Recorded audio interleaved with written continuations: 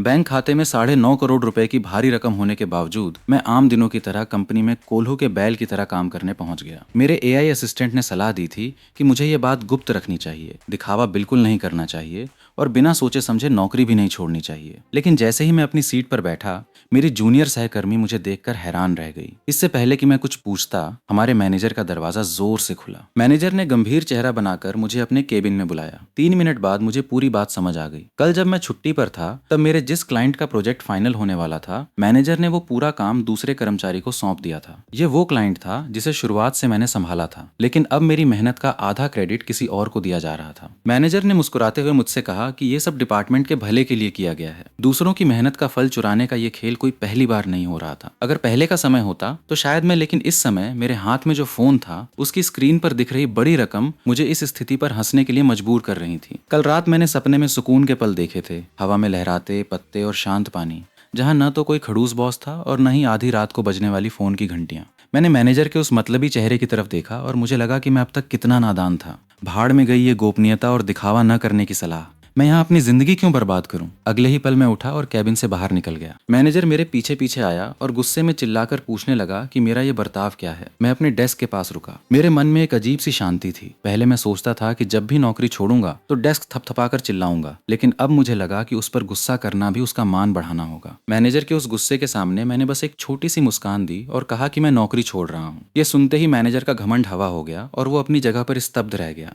उसे लगा था कि मैं हमेशा की तरह उसकी हर बात चुपचाप सह लूंगा, लेकिन मैंने बिना समय गंवाए अपना सामान समेटना शुरू कर दिया। जब उसने देखा कि मैं सच में जा रहा हूँ तो वो घबरा गया और मुझे डराने की कोशिश करने लगा। वो जोर से बोला, अगर तुम अभी गए तो तुम्हारा बोनस और बची हुई छुट्टियां सब रद्द कर दी जाएंगी। छुट्टियां शब्द सुनते ही मैं थोड़ा रुक गया। ये शब्द मुझे बहुत अजीब लगा, क्योंकि उसकी याद दिलाने से पहले मैं भूल ही चुका था कि पिछले पूरे साल मैंने एक भी छुट्टी नहीं ली थी। मैंने उसके गुस्से से लाल चेहरे को देखा और बहुत आराम से कहा, मैनेजर साहब, याद दिलाने के लिए शुक्रिया। मेरी सारी छुट्टियां आप खुद रख लीजिए। ये सुनते ही पूरे ऑफिस का माहौल एकदम शांत हो गया। ऑफिस के बाकी लोग शायद सोच रहे थे कि आज मुझे क्या हो गया है। यहाँ तक कि मेरी जूनियर सहकर्मी भी उदास मन से मेरे पास आ गई। मैंने मुस्कुराते हुए उन सबको ढांढस बंधाया और कहा, बहुत थक गया हूँ, अब घर जाकर आराम करूंगा। जब भी समय मिले मुझसे मिलने जरूर आना। यह कहकर मैंने अपना सामान का डिब्बा उठाया और दरवाजे की तरफ बढ़ गया। कोने में बैठा वो सहकर्मी जिसे मेरा प्रोजेक्ट मिला था, अजीब नजरों से स्क्रीन को देख रहा था। वहीं दूसरी तरफ पुराना स्टाफ अपनी हंसी छुपाने की नाकाम कोशिश कर रहा था। मैं मैनेजर के सामने रुका, जिसका चेहरा गुस्से के मारे अजीब हो चुका था। मैंने बिना किसी कड़वाहट के उसे सलाह दी, मैनेजर साहब, लोगों को रोकने के लिए हमेशा बोनस और छुट्टियों का डर दिखाना सही नहीं होता। ये तरीका हर बार काम नहीं करता, खासकर तब जब सामने वाला इंसान जाने का पूरा मन बना। मैंने ड्राइवर से कहा कि गाड़ी को ऑटोमोबाइल मार्केट की तरफ मोड़ दे। 1 घंटे बाद मैं शहर के बड़े कार शोरूम के बाहर खड़ा था। दिखावे से बचने के लिए मैंने तय किया कि 25-30 लाख रुपए के बजट वाली गाड़ी ही सबसे सही रहेगी। उस समय मेरे पास भारी सामान और बड़े बैग थे, जिससे मैं किसी बड़े बिजनेसर जैसा नहीं दिख रहा था। लेकिन मुझे ये देखकर अच्छा लगा कि वहाँ के स्टाफ ने मुझे नजरअंदाज नहीं किया, बल्कि बहुत तमीज से मेरा स्वागत किया। मैंने सीधे कहा कि मुझे एक अच्छी इलेक्ट्रिक गाड़ी देखनी है। शोरूम की एग्जीक्यूटिव मुझे अंदर ले गई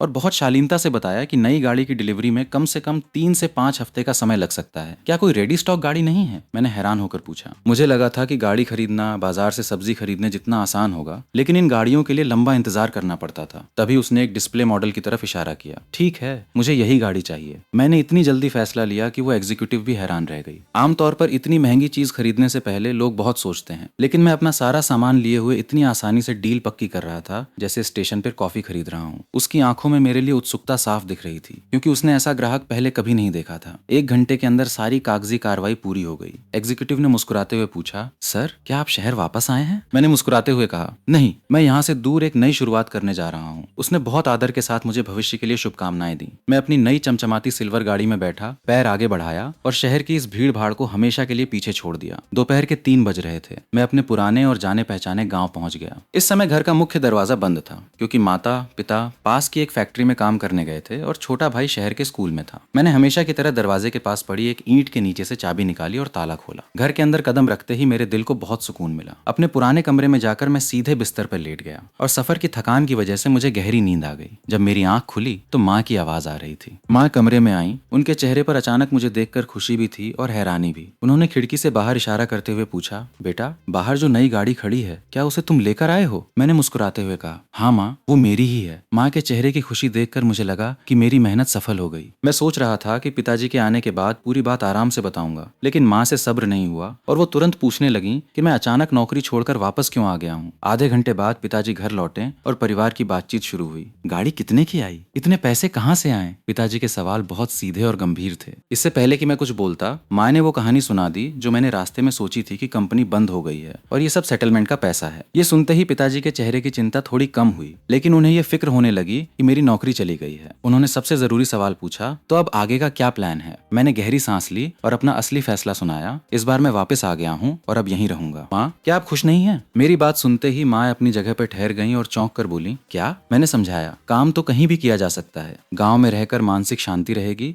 और मैं आप लोगों के पास भी रहूंगा। मेरी ये बात सुनते ही माँ मुझे समझाने की कोशिश करने वाली थी, लेकिन मैंने तुरंत अपना पुराना नुस्खा आजमाया और कहा, माँ, मुझे बहुत भूख लगी है। ये तरीका हमेशा काम करता है। माँ तुरंत रसोई में गईं और गर्मा गर्म खाना तैयार करने लगी। जब घर का बना स्वादिष्ट खाना टेबल पर आया तो मुझे लगा कि असली सुकून तो यही है। मैं खाना खा ही रहा था कि माँ ने एक नया विषय छेड़ दिया। नौकरी की चिंता मत करो, तुम्हारी उम्र हो गई है। अब शादी के लिए कोई अच्छी लड़की ढूंढना सबसे जरूरी काम है। मैंने उनसे वादा किया कि सब कुछ सेटल होते ही मैं इस बारे में सोचूंगा। लेकिन माँ ने बताया कि बुआ ने पहले से ही एक लड़की देख रखी है जो पास के कस्बे में काम करती है और बहुत अच्छे परिवार से है। ये सुनकर मेरा सिर चकरा गया। मैं सोच रहा था कि 2-4 दिन की बात कहकर टाल दूं, लेकिन माँ ने तुरंत कहा, वैसे भी अभी तुम्हारे पास कोई काम नहीं है और गाड़ी भी है, तो मुलाकात करने जाने में क्या दिक्कत है? मैंने चुपचाप हार मान ली और अपना बैग खोलकर उन दोनों के लिए लाए हुए तोहफे निकालने लगा। माँ के लिए मैं एक आरामदायक मसाज चेयर लाया था और पिताजी के लिए उनकी पसंद की चीजें। माँ ऊपर से तो कह रही थी कि पैसे बर्बाद क्यों किए, लेकिन उनकी आंखों में खुशी साफ दिख रही थी। पिताजी चुपचाप बैठकर मुझे देख रहे थे। उन्हें लग रहा था कि घर वापस आने के बाद मैं बहुत तनाव मुक्त और खुश दिख रहा हूँ। देर रात जब मैं बिस्तर पर लेटा तो मैंने बार बार अपने फोन में बैंक बैलेंस देखा। बिना किसी काम के दबाव और बिना किसी अर्जेंट कॉल के जीने की इस आदत को अपनाने में मुझे थोड़ा समय लग रहा था। तभी अचानक मेरा फोन जोर से वाइब्रेट हुआ। बुआ का फोन था। उन्होंने कहा, बेटा, सुना है तुम वापस आ गए हो, बहुत अच्छा फैसला किया। फोन पर वो बहुत उत्साह में थी। पहले तो उन्होंने मेरी नई गाड़ी की तारीफ की कि इससे समाज में बहुत नाम होगा। फिर घर खरीदने की बात करने लगी। मैंने बात संभालने के लिए कहा कि मैं अभी देख रहा हूँ, लेकिन बुआ ने जो कहा उसने मुझे हैरान कर दिया। उन्होंने आवाज धीमी करके कहा, क्या देख रहे हो? पैसों की चिंता है क्या? तुम्हारे पिताजी ने तुम्हारे लिए पहले से ही अच्छी बचत कर रखी है। अब तुम्हारे पास गाड़ी भी है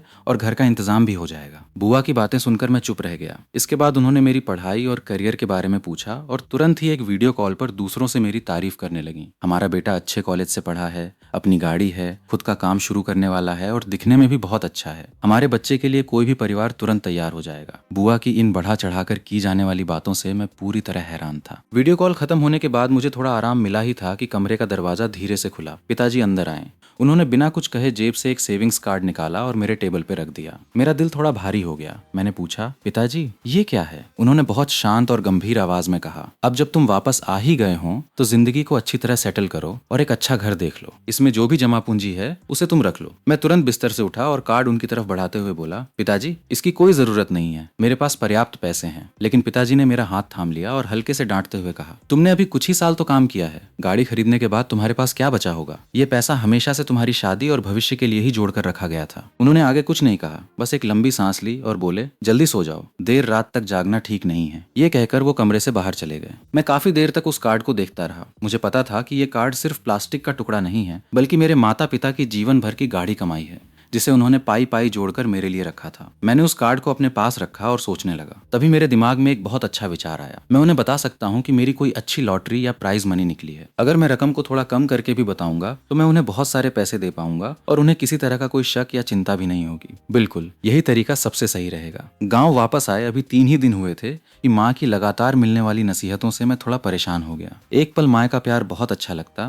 तो दूसरे ही पल घर का कोई छोटा काम न करने पर हल्की सी डांट मिल जाती। इसलिए मैंने सोचा कि कुछ समय के लिए थोड़ा बाहर निकल जाना ही बेहतर है। मैंने शहर में एक सामान्य और बजट होटल में कमरा ले लिया, क्योंकि मैं अपने शादीशुदा दोस्तों को परेशान नहीं करना चाहता था। इस तरह की सादगी भरी जिंदगी में ही असली मजा है। सामान रखने के बाद मैंने अपनी बड़ी गाड़ी शोरूम में ही रहने दी और स्थानीय बाजार से एक छोटी इलेक्ट्रिक स्कूटी खरीद ली। छोटे शहरों की तंग गलियों और रास्तों के लिए 4 पहियों की गाड़ी से ज्यादा 2 पहियों की गाड़ी आरामदायक होती है। नंबर प्लेट लगते ही मैंने स्कूटी स्टार्ट की और शहर की सड़कों पर घूमने निकल गया। पुराने खाली मैदानों की जगह अब बड़ी इमारतें बन चुकी थीं। शहर की इस चहल पहल को देखकर मुझे एक अलग ही जुड़ाव महसूस हो रहा था। नदी के किनारे कुछ बुजुर्गों को आराम से बैठे देखने के बाद मैं पुराने शहर की तरफ चल पड़ा, जहां आधुनिक इमारतों के बीच कुछ खूबसूरत पुराने घर बने हुए थे जो बहुत शांत लगते थे। तभी अचानक मेरी जेब में रखा फोन लगातार बजने लगा। स्क्रीन पर एक अनजान लोकल नंबर देखकर मैंने कॉल रिसीव की। हेलो, क्या मैं लूचौयामदार से बात कर रही हूँ? फोन पर एक लड़की की बहुत साफ और आत्मविश्वास से भरी आवाज सुनाई दी। मैंने नंबर चेक किया जो बिल्कुल नया था। मैंने पूछा, हाँ मैं बोल रहा हूँ, आप कौन? उसने जवाब दिया, मैं बोल रही हूँ, बुआ जी ने शायद मेरे बारे में आपको बताया होगा। मुझे तुरंत याद आया कि बुआ कुछ समय से जिस लड़की से मेरी मुलाकात कराने की बात कर रही थी, ये वही थी। उसने सीधे मुद्दे की बात की, क्या आपके पास दोपहर में थोड़ा समय है? क्या हम एक बार मिल सकते हैं? मैंने बिना किसी झिझक के कहा, बिल्कुल, आप जगह तय कर लीजिए। मैं काफी समय बाद शहर आया हूँ तो मुझे नई जगहों का ज्यादा अंदाजा नहीं है। उसने कहा, ठीक है, पास के कॉफी शॉप में मिलते हैं। मुझे अच्छा लगा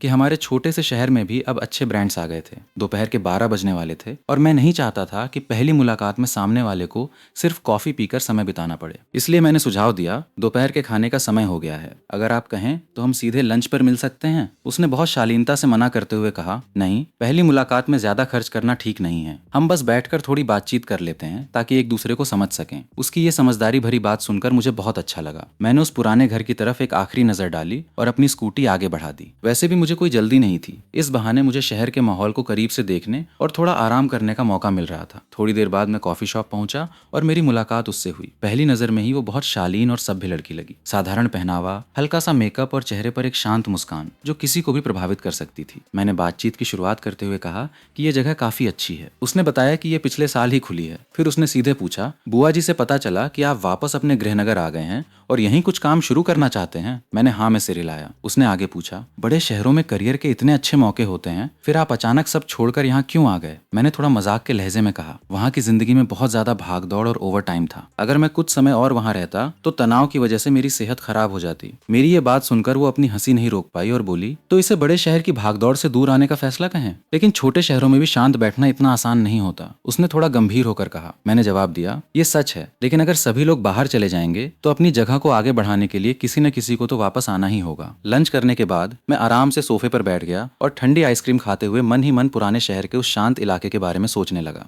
अब मुझे पैसों के लिए भागदौड़ करने की बिल्कुल जरूरत नहीं थी और न ही पेट भरने के लिए किसी की नौकरी करने की। स्कूल के दिनों से ही मेरा एक सपना था कि मेरा अपना एक छोटा सा सुंदर घर हो जहाँ बहुत शांति हो। आज आखिरकार मेरे पास उस सपने को सच करने का मौका था। मैंने बिना समय बर्बाद किए अपनी नई इलेक्ट्रिक स्कूटी उठाई और सीधे पुराने शहर के एक प्रॉपर्टी डीलर के ऑफिस पहुंच गया। जैसे ही मैंने ऑफिस का दरवाजा खोला, वहाँ बिल्कुल सन्नाटा था। तभी अचानक मुझे किसी के नूडल्स खाने की आवाज सुनाई दी। मैंने पूछा, क्या कोई है? तभी काउंटर के पीछे से करीब 30-35 साल की एक महिला खड़ी हुई। सामने ग्राहक को देखकर उसने तुरंत अपना खाने का बर्तन नीचे रखा और चेहरे पर मुस्कान लाकर बहुत आदर से बोली, नमस्ते छोटे भाई, उम्र तो तुम्हारी ज्यादा नहीं लगती, क्या शादी के लिए कोई अच्छा सा घर ढूंढ रहे हो? मैंने उसका नाम लिखा हुआ कार्ड अपने हाथ में लिया। मैं यहाँ समय बर्बाद नहीं करना चाहता था, इसलिए उसकी बातों को बीच में ही रोकते हुए मैंने सीधे खिड़की से बाहर इशारा किया और कहा, दीदी, मुझे वो सामने दिखने वाले पुराने स्टाइल के घर देखने हैं, क्या उनमें से कोई बिक रहा है? मेरी ये बात सुनते ही वो महिला एकदम हैरान रह गई। मुझे देखने का उसका नजरिया एक पल में बदल गया। उसे लगा था कि मैं कोई साधारण सा लड़का हूँ जो शादी के लिए छोटा मोटा फ्लैट ढूंढ रहा है, लेकिन उसने सपने में भी नहीं सोचा था कि मैं सीधे जमीन वाला बड़ा घर खरीदने की बात करूंगा। खैर, वो बहुत समझदार थी। उसने तुरंत खुद को संभाला और चाबियां उठाने लगी। अगर तुम सच में देखना चाहते हो तो चलो, हम अभी चलते हैं। वो जाने के लिए मुड़ी ही थी कि मैंने उसे टोकते हुए कहा, दीदी, आपके नूडल्स अभी खत्म नहीं हुए हैं,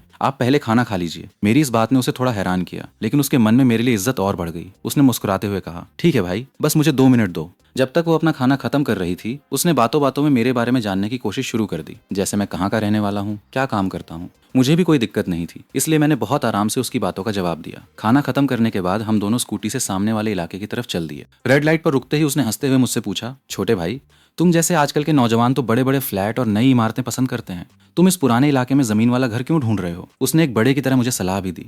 मैं तुम्हें एक बात बता दूं, अगर तुम इस उम्मीद में घर ले रहे हो कि भविष्य में सरकार इस जमीन को महंगे दामों में खरीदेगी, तो ऐसा बिल्कुल मत सोचना। इस इलाके में अगले कई सालों तक ऐसा कुछ नहीं होने वाला। उसकी बात सुनकर मैं मन ही मन बहुत खुश हुआ। अगर यहाँ कोई बदलाव नहीं होने वाला तो ये तो मेरे लिए सबसे अच्छी बात थी, क्योंकि मुझे तो बस शांति चाहिए थी। लेकिन इसके बाद उसने मुझे जो 2 घर दिखाए वो मुझे बिल्कुल पसंद नहीं आए। पहला घर इतना पुराना और खस्ता हाल था कि उसकी दीवारें तक टूट रही थीं, वो किसी भी समय गिर सकता था। दूसरा घर सीधे मुख्य सड़क के किनारे किनारे था, जहाँ गाड़ियों का इतना शोर था कि मेरा सिर दर्द करने लगा। मुझे बार बार मना करते देख उस महिला को लगा कि शायद मेरे पास पैसे कम हैं। उसने मुझे थोड़े सस्ते और साधारण फ्लैट दिखाने की सलाह दी। भाई, अगर बुरा ना मानो तो सुनो, ये फ्लैट सस्ते हैं, इन्हें थोड़ा सा पेंट करवा लोगे तो ये बिल्कुल नए जैसे लगेंगे। मैं उसकी बात पर हल्का सा मुस्कुराया और कहा, दीदी मुझे फ्लैट नहीं चाहिए, मुझे सिर्फ एक शांत और खुला हुआ घर ही चाहिए। मेरी बात सुनकर उसने मुझे ऐसी नजरों से देखा जैसे कह रही हो कि पैसे नहीं है तो इतना बड़ा दिखावा क्यों कर रहे हो। मैंने उसे कोई सफाई देना जरूरी नहीं समझा। तभी अचानक मेरी नजर थोड़ी दूर पर एक खूबसूरत तालाब के किनारे बने घर पर पड़ी। मैंने तुरंत उंगली से इशारा करते हुए कहा, दीदी वो जो सबसे आगे तालाब के किनारे घर है, क्या वो बिक रहा है? मुझे उसकी जगह बहुत पसंद आई है, यही तो मेरे सपनों का असली घर था। लेकिन मेरी बात सुनते ही उस महिला के चेहरे के भाव बदल गए। उसने कहा, छोटे भाई, तुम उस तालाब के किनारे वाले घर की बात कर रहे हो? अगर वो बिक भी रहा हो तब भी मत खरीदना। गर्मियों के दिनों में वहाँ इतने मच्छर हो जाते हैं कि रहना मुश्किल हो जाएगा। लेकिन जब मैंने पानी पे तैरते हुए पेड़ों के पत्तों को देखा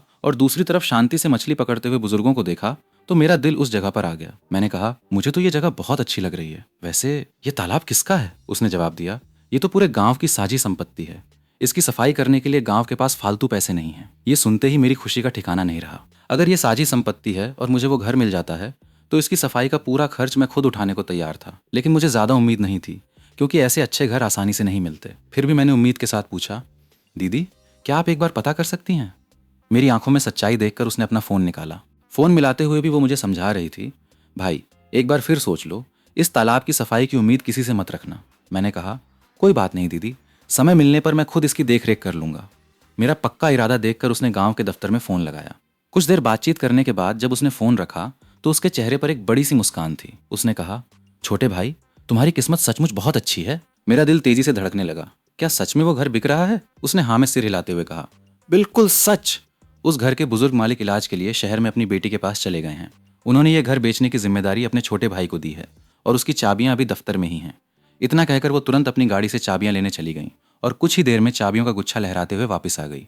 हम दोनों उस घर के मुख्य दरवाजे के सामने पहुंचे। जैसे ही उसने ताले में चाबी घुमाई, खट की आवाज के साथ दरवाजा खुल गया। लेकिन अंदर जाने से पहले उसने मुझे दोबारा चेतावनी दी, भाई अंदर जाने से पहले देख लो, इस घर की कीमत काफी ज्यादा है, बाद में मुझे मत कहना। लेकिन जैसे ही मैंने घर के आंगन में कदम रखा, मेरी आंखें खुली की खुली रह गईं। ये घर मेरी सोच से भी कहीं ज्यादा सुंदर था। आंगन बिल्कुल चौकोर और बड़ा था। छत पर पुराने स्टाइल की नीली टाइलें लगी थीं जो बहुत ही अच्छी लग रही थीं। सबसे अच्छी बात यह थी कि आंगन के बीचों बीच एक बहुत पुराना और घना पेड़ था जिसकी ठंडी छांव पूरे घर पर पड़ रही थी। जब मैंने कमरे का दरवाजा खोला तो अंदर का नज़ारा देखकर मैं हैरान रह गया। फर्श पर बहुत अच्छी टाइलें लगी थीं और दीवारें सफ़ेद रंग से पूरी तरह साफ सुथरी थीं। ये सिर्फ एक अच्छा घर नहीं था, बल्कि ऐसा लग रहा था जैसे ये खास तौर पर सिर्फ मेरे लिए ही बनाया गया हो। मैंने खिड़की से बाहर देखा, जहां दीवार के पार से तालाब के किनारे वाले पेड़ साफ दिखाई दे रहे थे। मैं मन ही मन सोचने लगा कि जब मैं यहाँ आराम कुर्सी पर बैठकर इस खूबसूरत नज़ारे को देखूंगा तो कितना मजा आएगा। ये सोचकर ही मेरा मन खुश हो गया। मैंने तुरंत घूमकर डीलर से पूछा, दीदी इस घर की कीमत कितनी है? उसने बताया कि मकान मालिक ने इसका दाम 3.5 लाख युआन 3,50,000 रखा है। यह कीमत मेरे बजट में बिल्कुल सही थी और मैं खुशी खुशी डील पक्की करने के लिए सिर हिलाने ही वाला था कि गाओ चायुन ने मेरा उत्साह देख लिया। उसने खुद आगे बढ़कर धीरे से मुझसे कहा, छोटे भाई तुम इतनी जल्दी हाँ मत करो, मैं मालिक से बात करके कीमत थोड़ी कम करवाती हूँ। ये सुनकर मुझे बहुत अच्छा लगा और मैंने कहा, दीदी आपका बहुत बहुत शुक्रिया। कुछ ही देर में करीब 60 साल के एक बुजुर्ग अपनी इलेक्ट्रिक स्कूटी से वहां पहुंचे जो मकान मालिक के भाई थे। मुझे देखकर वो थोड़े हैरान रह गए। उन्हें शायद उम्मीद नहीं थी कि इस पुराने घर को खरीदने के लिए कोई इतना नौजवान लड़का आएगा। खैर, अभी हम दोनों पक्ष ठीक से बैठे भी नहीं थे कि गाओ चायुन ने सीधे एक बड़ा दांव चल दिया।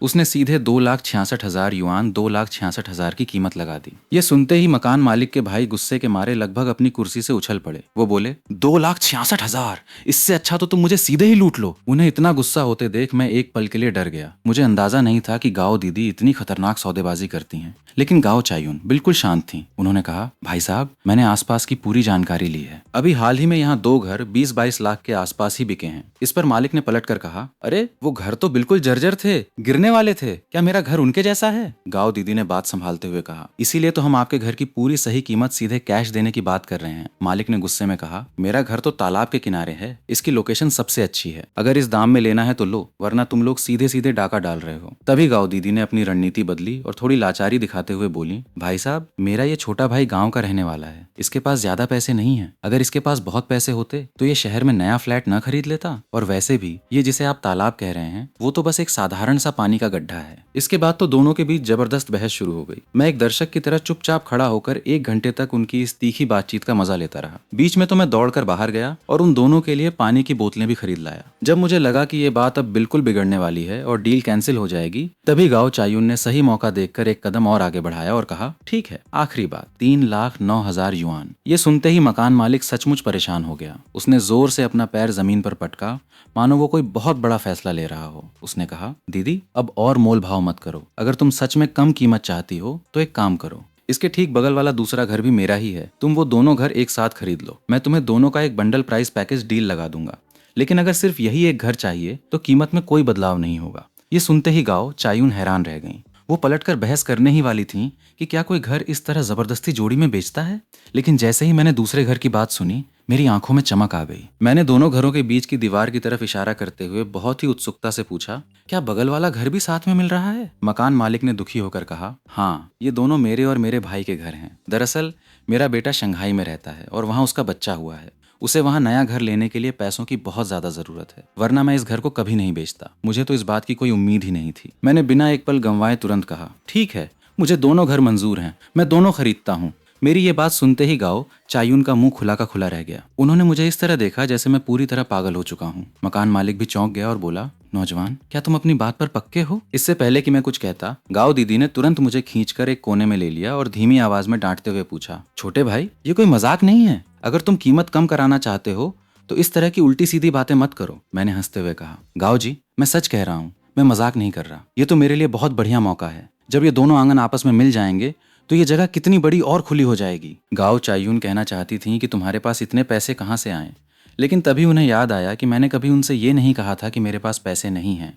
पर फिर भी आजकल के समय में कौन समझदार इंसान एक साथ 2 पुराने घर खरीदता है। उन्हें लगा कि मैं अपना नुकसान कर रहा हूँ, लेकिन मेरे दिमाग में तो सिर्फ अपने खूबसूरत भविष्य का सपना चल रहा था। मैंने गाओ जी से पूछा, दीदी, अगर मैं ये दोनों घर ले लूँ तो क्या मैं बीच की ये दीवार तोड़ सकता हूँ?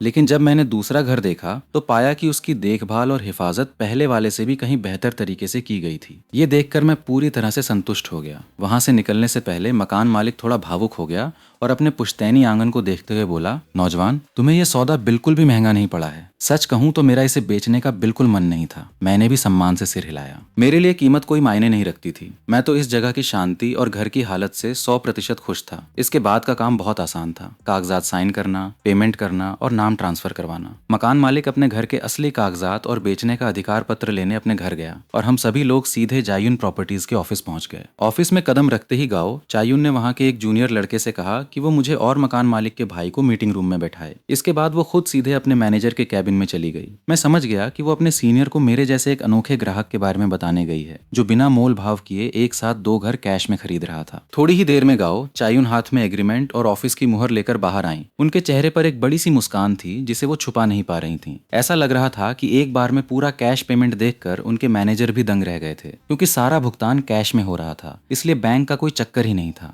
गाओ दीदी मुझे सीधे सरकारी दफ्तर ले गईं और मात्र 2 घंटे के अंदर 2 चमचमाते हुए लाल रंग के रजिस्ट्री के कागजात हाउस डीड मेरे हाथ में आ गए। 26 साल की उम्र में मेरे जीवन की ये पहली प्रॉपर्टी थी, वो भी एक साथ 2 घर। मेरी खुशी का ठिकाना नहीं था। मकान मालिक का भाई भी पूरे पैसे मिलने के बाद खुशी खुशी वहां से विदा हो गया। अब जब सबसे बड़ा काम पूरा हो चुका था तो गाओ चायुन ने मुझे याद दिलाया कि आगे चलकर पानी और बिजली के कनेक्शन में भी नाम बदलवाना होगा। मैंने औपचारिकता के लिए उन्हें धन्यवाद कहा, अपनी छोटी स्कूटी स्टार्ट की और सुकून से वहां से निकल गया। मुझे पूरा यकीन था कि मेरे जाने के बाद पीछे से लोग आपस में बातें कर रहे होंगे कि स्कूटी पर घूमने वाला ये लड़का 2 पुराने और टूटे फूटे घरों के लिए इतने पैसे दे गया, पक्का इसका दिमाग खराब हो गया है। लेकिन मुझे इन बातों की कोई परवाह नहीं थी। मैंने मुस्कुराते हुए अपने नए आशियाने का मुख्य दरवाजा खोला। चांदनी रात में शांत पड़े उस आंगन को देखकर एक पल के लिए मुझे सब कुछ एक सपने जैसा लगा। अभी कुछ ही दिन पहले तक मैं इस बड़े शहर की भागदौड़ में एक मामूली मजदूर की तरह जी रहा था और अचानक पलक झपकते ही मेरी पूरी जिंदगी बदल चुकी थी। मुझे वो रातें याद आ गईं जब मैं रात की आखिरी मेट्रो पकड़ने के लिए पागलों की तरह दौड़ता था।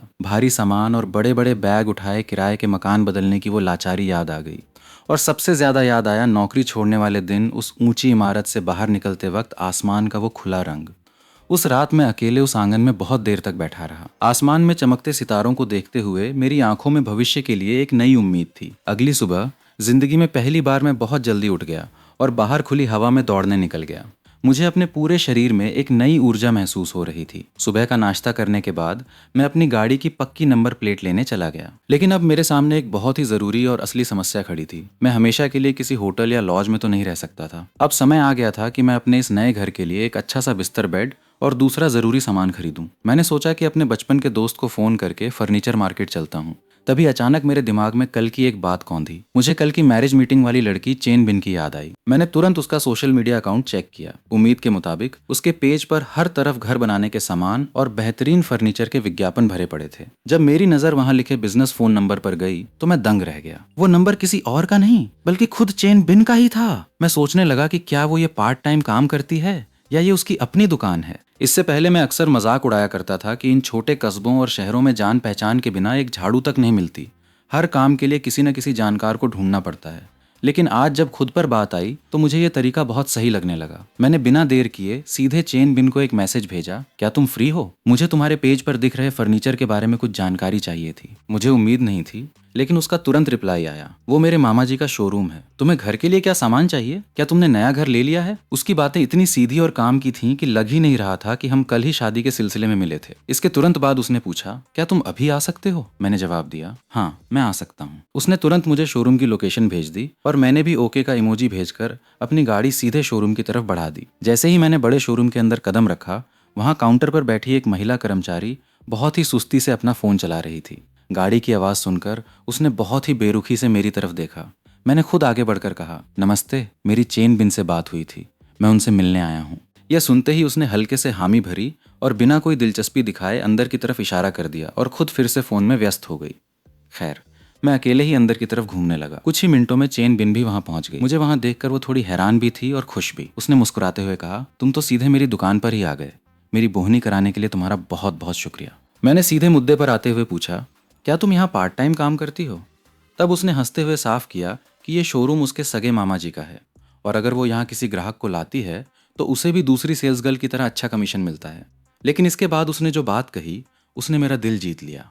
चेन बिन ने बहुत ही ईमानदारी से मुझसे कहा, देखो अब हम दोस्त बन चुके हैं, इसलिए तुम चिंता मत करना। मैं तुम्हें बिल्कुल सही कीमत लगवाऊंगी और मैं अपने कमीशन का हिस्सा भी थोड़ा कम कर दूंगी। ये सुनकर मैं मुस्कुराया और उसकी आंखों में देखते हुए बहुत आराम से कहा, तुम्हारी इस बात के लिए शुक्रिया, लेकिन इसकी कोई ज़रूरत नहीं है। तुम्हारा जो भी कमीशन बनता है उसे तुम पूरा का पूरा लेना, उसमें से एक पैसा भी कम मत करना, वरना इस दोपहर में मेरे मन में अजीब सा बोझ रहेगा। मुझे उसकी यह साफगोई और ईमानदारी बहुत पसंद आई। उसने मुझे यह कहकर लुभाने की कोशिश नहीं की कि वो मुझे बहुत भारी डिस्काउंट देगी, बल्कि उसने सीधे अपने कमीशन की सच्चाई बता दी। मैं जब भी कोई सामान खरीदता हूँ तो कभी किसी का एहसान नहीं लेना चाहता। तुम अपना जायज़ हक कमाओ, बस मुझे कोई गलत सामान ना मिले। तभी चेन बिन ने आधे मजाक के लहजे में मुझसे पूछा, कल तो तुम कह रहे थे कि तुम्हारे पास कोई घर नहीं है, आज अचानक फर्नीचर देखने आ गए? कहीं तुमने आज ही तो कोई घर नहीं खरीद लिया?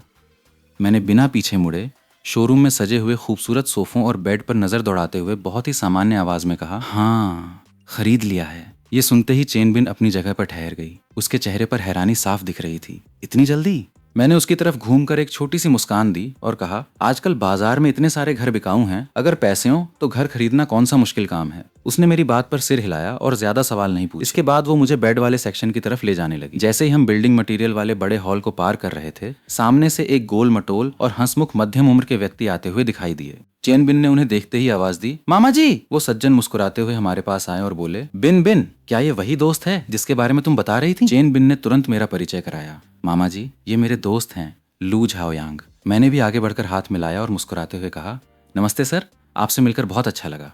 ये व्यक्ति कोई और नहीं बल्कि उस शोरूम के मालिक झाओ दहाई थे। इस छोटे से शहर में इतने बड़े 2 शोरूम चलाना इस बात का सबूत था कि वो इलाके के एक बहुत ही प्रतिष्ठित और बड़े व्यापारी थे। मामा झाओ दहाई औपचारिकता के लिए 2-4 बातें करके वहां से चले गए, जिसके बाद चेन बिन ने मुझे शोरूम दिखाना और सामान के बारे में समझाना शुरू किया। लेकिन उसकी बातें सुनते हुए और वहां डिस्प्ले पर रखे बड़े आरामदायक और गद्देदार बेड को देखते हुए अचानक मेरे दिमाग में एक बात आई, अगर मैं अभी पूरा बेड खरीद कर घर में रख लेता हूँ तो आगे चलकर जब मैं घर की मरम्मत और रीडेवलपमेंट करवाऊंगा तो इस भारी भरकम बेड को दोबारा खोलकर बाहर निकालना पड़ेगा, जो बहुत बड़ी मुसीबत का काम होगा। इसके मुकाबले ये गद्दे इतने मोटे और शानदार हैं कि इन्हें जमीन पर रख दिया जाए तो ये बिल्कुल एक आलीशान बेड जैसा ही एहसास देंगे। जैसे ही उसकी बात खत्म हुई, मैंने सीधे उससे पूछा, क्या मुझे यहाँ सिर्फ एक अच्छा सा गद्दे मिल सकता है? बेड मैं बाद में ले लूंगा। चेन बिन एक पल के लिए रुकी, फिर उसने मुस्कुराते हुए सिर हिलाया। हाँ बिल्कुल, हमारे यहाँ गद्दे और बेड अलग से भी बेचे जाते हैं। आपका बजट कितना है, ताकि मैं आपको उस हिसाब से वैरायटी दिखा सकूं? मैंने बिना किसी हिचकिचाहट के सीधे कहा, मुझे सबसे बेस्ट और बढ़िया क्वालिटी का दिखाओ। आखिरकार ये ऐसी चीज थी जिसे मुझे हर रोज इस्तेमाल करना था, इसलिए मैं क्वालिटी से कोई समझौता नहीं करना चाहता था। मेरी बात सुनते ही उसने जो जवाब दिया उससे मुझे समझ आ गया कि बाजार में कितनी अलग अलग वैरायटी मौजूद है। उसने बताया, गद्दों की कीमत में जमीन आसमान का अंतर होता है। ये कुछ 100 युआन से शुरू होकर हजारों युआन तक जाती है। उसने आगे बात संभालते हुए कहा, जो बहुत ही प्रीमियम और लग्जरी होते हैं उनकी कीमत तो 10,000 युआन से भी ऊपर होती है, लेकिन हमारे यहाँ जो सबसे ज्यादा बिकते हैं वो कुछ 100 से लेकर 1-2 हजार युआन वाले ही हैं। सच कहूँ तो अपनी इस नई अमीर जिंदगी से पहले मैंने कभी 10,000 युआन के गद्दे पर सोने की बात तो दूर, उसके बारे में सपने में भी नहीं सोचा था। लेकिन आज मेरे पास पैसा था, इसलिए मैंने सीधे कहा, क्या मैं वो हजारों और 10,000 से ऊपर वाले प्रीमियम गद्दे देख सकता हूँ? मैं चाहता था कि पहले मैं खुद इसका आराम महसूस करूँ, और अगर ये वाकई लाजवाब हुआ तो अगली बार मैं अपने माता पिता के घर का गद्दे भी बदलवा दूंगा। चेन बिन मेरी बात सुनकर थोड़ा चौंक गई, लेकिन उसने अंदर वाले सेक्शन की तरफ इशारा करते हुए कहा, ठीक है चलिए। इस तरफ आमतौर पर बहुत कम लोग आते हैं, मैं आपको दिखाती हूँ। इसके बाद उसने मुझे एक बेहद शानदार गद्दे के पास ले जाकर उसकी खूबियां बतानी शुरू की। उसने बताया कि ये शीलिंगमैन ब्रांड का है। ये एक बहुत बड़ा और नामी ब्रांड था। उसने बेहद बारीकी से समझाते हुए कहा, इस मॉडल में किसी भी तरह के केमिकल या ग्लू का इस्तेमाल नहीं किया गया है। ये पूरी तरह इको फ्रेंडली है। आप इसे आज ही घर ले जाकर तुरंत इस्तेमाल कर सकते हैं। उसने इतनी गहराई और प्रोफेशनल तरीके से एक एक डिटेल समझाई कि मैं सचमुच उसका कायल हो गया। मैंने उत्सुकता से उससे पूछा, क्या तुम्हें यहाँ के हर एक सामान के बारे में इतनी जबरदस्त जानकारी है? चेन बिन ने बहुत ही व्यावहारिक अंदाज में जवाब दिया, जाहिर सी बात है, अगर मेहनत से पैसे कमाने हैं तो अपने काम को पूरी तरह सीखना ही पड़ेगा। अगर मैं खुद अपने प्रोडक्ट्स के बारे में प्रोफेशनल नहीं रहूंगी तो ग्राहकों को सही सलाह कैसे दे पाऊंगी, है ना? ये सुनकर मेरे मुंह से निकला, वाह बहुत बढ़िया। मैंने दिल से उसकी तारीफ में अपना अंगूठा ऊपर उठाया। मैंने देखा कि मेरी इस तारीफ से उसके चेहरे पर एक हल्की सी मुस्कान और गर्व का भाव आ गया, जैसे किसी बड़े से सराहना मिलने पर महसूस होता है। लेकिन अगले ही पल उसने बहुत ही ईमानदारी से मुझसे कहा, वैसे इस रेंज के गद्दे यहाँ बहुत ही कम बिकते हैं। आम परिवारों के लिए 1-2 हजार युआन वाला गद्दे भी काफी आरामदायक और बेहतरीन होता है। उसकी इस बात ने मेरे दिल में उसके लिए सम्मान और बढ़ा दिया। आजकल के समय में अपनी ईमानदारी और सच्चाई को इस तरह बनाए रखना बहुत बड़ी बात थी। लेकिन उसकी इतनी बेहतरीन डिटेलिंग सुनने के बाद मुझे लगा कि अगर मैं इस आलीशान गद्दे को घर नहीं ले गया तो ये बहुत बड़ा नुकसान होगा। मैंने बिना देर किए तुरंत उस गद्दे पर हाथ रखा और कहा, ठीक है, फिर यही फाइनल है, मैं इसे ही ले रहा हूँ। ये सुनते ही चेन बिन पूरी तरह अवाक रह गई और हैरान नजरों से मुझे देखने लगी। वो जानती थी कि ये गद्दे बेहद शानदार हैं, लेकिन एक छोटे से कस्बे में 10,000 युआन का गद्दे खरीदना किसी बहुत बड़ी लग्जरी से कम नहीं था। अगर कल की मुलाकात में मैंने खुद को एक साधारण बैकग्राउंड का न बताया होता तो शायद वो सोचती कि मैं सिर्फ दिखावा करने के लिए इतनी बड़ी बड़ी बातें कर रहा हूँ। लेकिन मैं बहुत ही शांत और बेफिक्र होकर मुस्कुराया और कहा, दरअसल मुझे चीजें चुनने में बहुत उलझन होती है, इसलिए मैं ज्यादा विकल्प देखकर खुद को परेशान नहीं करना चाहता। जो एक बार में पसंद आ जाए वही सही है। मेरी ये बात सुनकर चेन बिन ने अपना मुंह खोलना चाहा, लेकिन उसने अपनी सारी सलाहें वापस अंदर रख लीं। मैं साफ महसूस कर सकता था कि अब मेरे प्रति उसका नजरिया पूरी तरह बदल चुका था। उसकी आंखों में अजीब सी उलझन, थोड़ी सी हैरानी और बहुत ज्यादा उत्सुकता थी। उसने आज तक मेरे ऊपर जितने भी अंदाजे लगाए थे उनमें से एक भी बात अब सच साबित नहीं हो रही थी, लेकिन मैंने उसे सोचने का ज्यादा वक्त नहीं दिया। मैंने बहुत ही सहजता से बात बदलते हुए पूछा, वैसे मुझे एक और बात का पता लगाना था। उसने कहा, हाँ पूछो। मैंने सीधे मुद्दे पर आते हुए कहा, अगर मैं अपने घर की मरम्मत और बदलाव का सारा सामान तुम्हारे शोरूम से खरीदूं तो क्या तुम्हारे मामा जी मुझे काम करने वाले अच्छे और भरोसेमंद कारीगर, लेबर और मिस्त्री दिलवाने में मदद कर सकते हैं? मैं अपने इस नए छोटे आशियाने का सारा काम किसी बड़ी कंपनी को आउटसोर्स नहीं करना चाहता। खुद खड़े होकर अपनी पसंद से काम कराने का मजा ही कुछ और है। मेरी ये बात सुनते ही चेन बिन की आंखें चमक उठीं। उसने तुरंत कहा, हाँ बिल्कुल, इसमें कोई बड़ी बात नहीं है। उसने मुझे बताया कि आजकल शहर में बहुत से लोग ऐसा ही करते हैं। खुद अपनी पसंद का मटेरियल खरीद कर सीधे कारीगरों से काम कराने पर पैसों की बहुत बचत होती है, बस इसमें थोड़ा समय और खुद की मेहनत ज्यादा लगती है। उसने आगे सलाह देते हुए कहा, अगर तुम किसी अच्छी पेंट की दुकान पर जाओगे तो वहाँ के पेंट करने वाले मिस्त्री ही अक्सर बाकी के सारे काम का ठेका भी ले लेते हैं। मैंने उसकी बात पर सिर हिलाते हुए कहा, चलो एक नई बात सीखने को मिली। सच कहूँ तो मुझे इन सब कामों का कोई खास अंदाजा नहीं है। तभी चेन बिन के दिमाग में अचानक कोई बात आई और उसकी आंखें उम्मीद से भर गईं। उसने मुझसे पूछा, तुम्हारी बातें सुनकर ऐसा लग रहा है तुमने अभी तक किसी बड़ी इंटीरियर या डेकोरेशन कंपनी से बात नहीं की है और तुम ये सारा काम खुद ही संभालने वाले हो? मैंने उसके चेहरे के बदलते भावों को देखा और मुस्कुराते हुए जवाब दिया, हाँ मेरा ऐसा ही कुछ इरादा है। मेरी ये बात खत्म होते ही उसने बहुत ही सीरियस होकर मेरी तरफ देखा और बोली, अगर तुम सच में घर का काम शुरू कराने वाले हो तो सारा मटेरियल तुम सीधे मुझसे खरीद सकते हो। मैं अपने हिस्से के कमीशन में से तुम्हें इतना बढ़िया डिस्काउंट दिलवाऊंगी कि तुम्हें पूरे मार्केट में वैसा दाम कहीं नहीं मिलेगा। वो एक पल के लिए रुकी और फिर आगे बोली, इसके अलावा मेरे मामा जी के साथ जितने भी कारीगर और मिस्त्री काम करते हैं वो सब हमारे बहुत पुराने और भरोसेमंद हैं। मैं खुद उनसे बात करके कह दूंगी कि वो तुम्हारे घर का काम बहुत ही दिल लगाकर और अच्छे से करें। मुझे मटेरियल की भी पूरी समझ है तो मैं खुद क्वालिटी चेक कर लिया करूंगी। और हाँ, अगर तुम्हें घर के नक्शे या डिजाइन की जरूरत होगी तो मैं एक दोस्त के नाते तुम्हारे लिए बहुत ही कम और वाजिब दाम में डिजाइन भी तैयार कर दूंगी। बताओ कैसा रहेगा?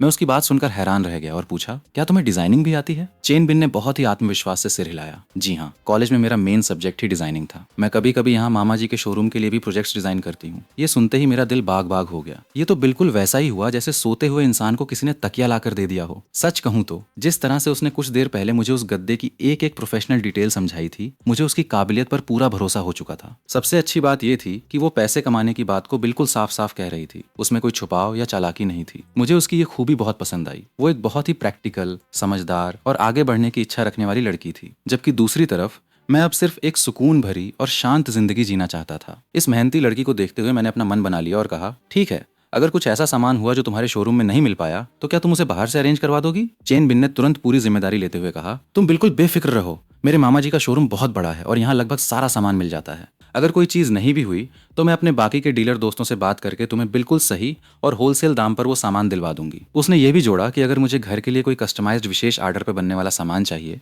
तो उसके मामा के कॉन्टैक्ट्स बहुत ऊपर तक हैं, बस उसके दाम के बारे में अलग से बात करनी होगी। मैंने थोड़ा सोचा और कहा कि इसमें मुझे कोई दिक्कत नहीं है। मैंने मुस्कुराते हुए अपना हाथ आगे बढ़ाया और कहा, चलो तो फिर डील पक्की। उम्मीद है हमारे साथ काम करने का अनुभव बहुत बढ़िया रहेगा। चेन बिन एक पल के लिए थोड़ा झिझकी, लेकिन अगले ही पल उसने भी मुस्कुराकर बहुत ही शालीनता से मुझसे हाथ मिलाया।